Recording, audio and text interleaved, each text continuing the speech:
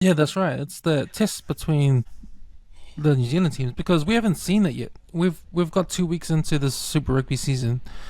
If you hear the commentary on the sports talk shows and even the commentary at the games, especially the New Zealand games, they're always hyping up the Super Rugby. They're always like, and this is the thing that I get suspicious of, and it's probably my pet peeve at the moment when it comes to commentary before the games, like the pre-game commentary, is when guys like Joe Wheeler, when they hype up the match, say, "Man, look at this crowd! It's an electric crowd! It's crazy!" And there's empty seats behind them. There's empty seats in the stand. Come on, like I can see like they're trying to hype up the whole Super Rugby thing, and I think for the competition to succeed or be even better than previous years is the competition. Since South Africa left, the competition hasn't been that great, so they need Australian teams to do well, especially against the New Zealand teams. And because the Australian Yeah, teams have been winning their games, they haven't.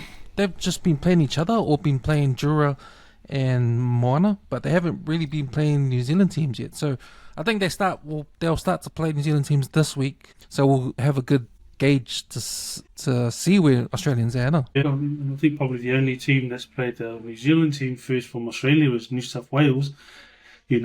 And they on paper, man, they've got a really good team, eh? But to just get over the line and come back and win that game against the Highlanders, like Yeah, you look at the Highlanders, they're not the most stacked team either. They don't have a host of internationals or All Blacks or that.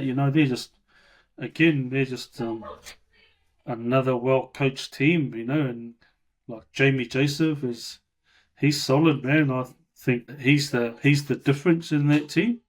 But it just goes to prove that going to Auckland or Wellington or the major cities in New Zealand doesn't mean that you don't need to go to those cities to be involved in Super Rugby, because the Highlanders, man, if they keep on improving in the way that they're going, I reckon they'll make the final. They'll be in the finals. At the end of the year.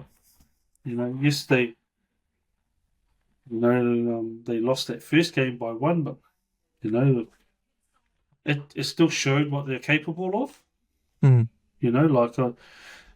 But whereas, and then you look at the New South Wales team, man, they were stacked, bro. They had, internationals front row all the way back to the to the back line, man. So